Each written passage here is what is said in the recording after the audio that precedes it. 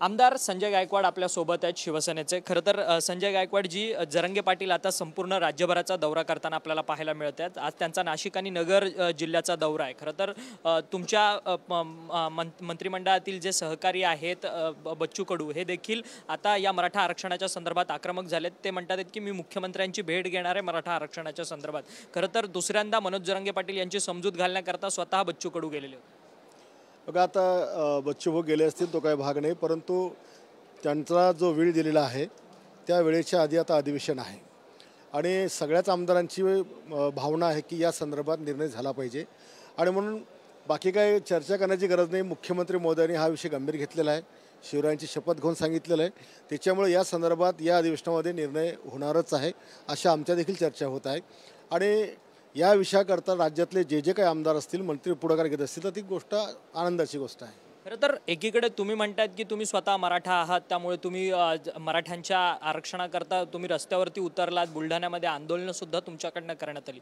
दुसरीकडे तुम्ही ज्या महायुतीत आहात त्या महायुतीमधलेच घटक पक्षातील जे मंत्री आहेत छगन भुजबळ ते मात्र आक्रमक झालेले पाहायला मिळतात। ते म्हणतात की सरसकट कुणबी दाखले हे मराठ्यांना दिले गेले नाही पाहिजे अशी त्यांची ठाम भूमिका आहे।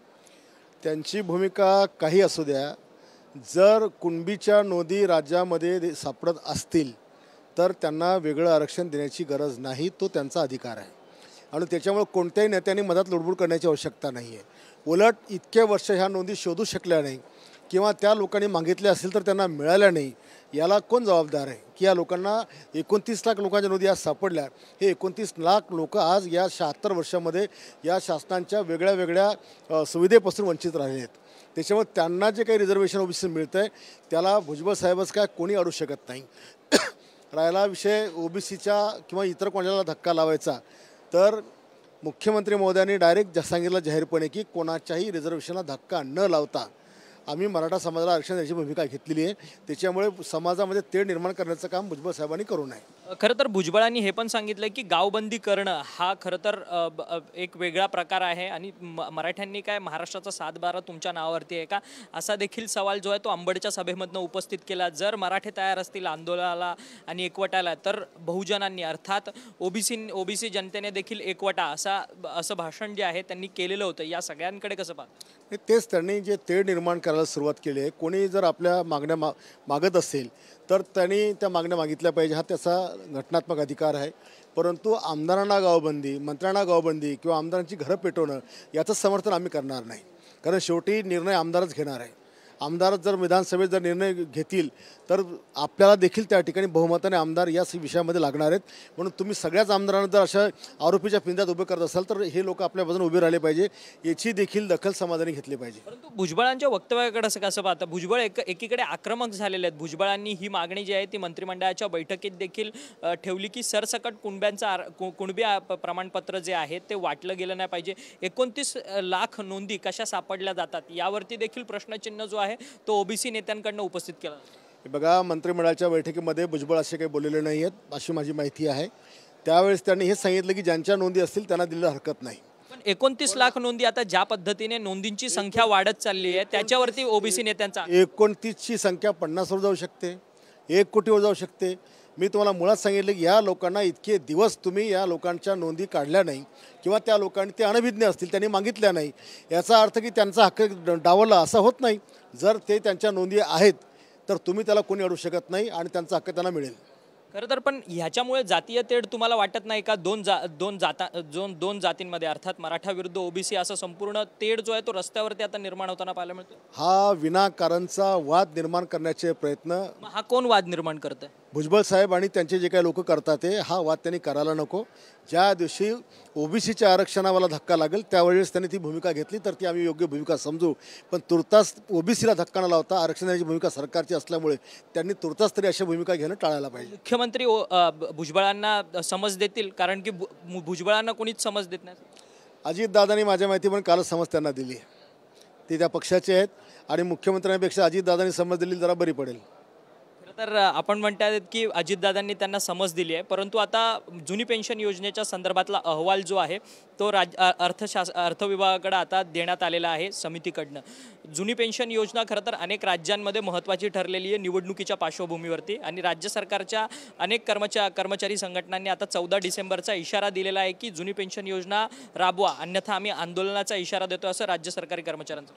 जुनी पेन्शन योजना लागू करावी या मताचे आम्ही आहोत आणि बहुतेक सर्वच आमदार त्या संदर्भात आग्रही असतील आणि शासन सकारात्मक निर्णय घेईल. खरं तर परंतु राज्यावरती अधिकचा बोजा जो आहे तो वाढणार आहे, त्यामुळे या सगळ्या संदर्भातलं स्पष्टीकरण या अगोदरच उपमुख्यमंत्री देवेंद्र फडणवीसांनी अधिवेशनात सुद्धा दिले. तुर्तास राज्यावर बोजा वाढेल असं काही वाटत नाही, कारण जेव्हापासून ती पेन्शन बंद झाली आणि जेव्हापासून पेन्शन ती लागू होईल त्याला अजून माझ्या माहितीपर्यंत 10 वर्षाचा कालावधी आहे. खरं तर भारत विश्वचषकाचा सामना हारला, या सगळ्याच्या संदर्भात आता मोदींना जे आहे ते टार्गेट करताना विरोधक आपल्याला पाहायला मिळत आहेत. स्वतः राहुल गांधी यांनी भाषणामध्ये सांगितलं, पनौती या शब्दाचा उल्लेख करत मोदींना थेट टार्गेट केलं. ह्या विधानाकडे कसं पाहता?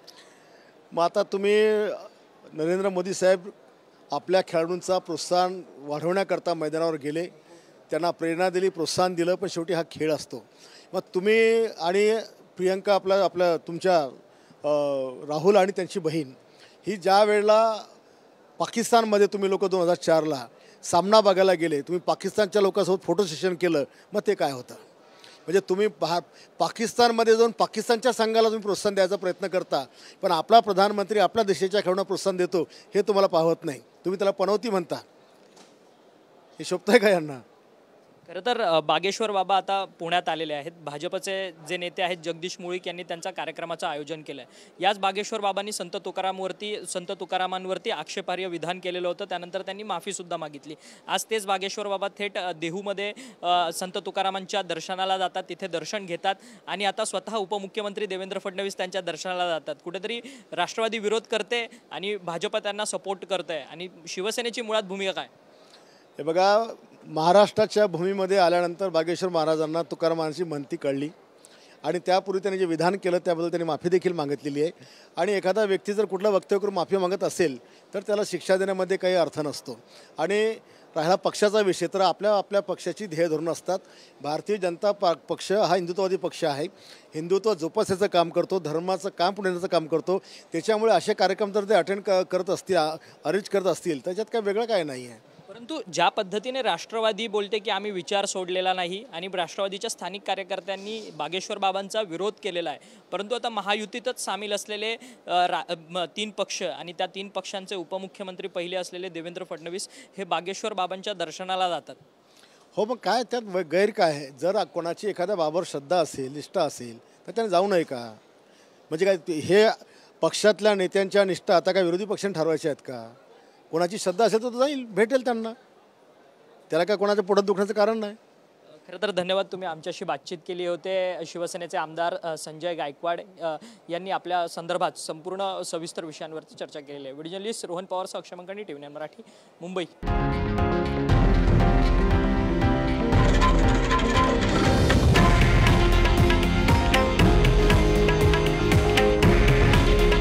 हे आहे देशातील नंबर 1 न्यूज नेटवर्क आणि आपण पाहत आहात TV9 मराठी. काळजी तुमची, हित महाराष्ट्राचं.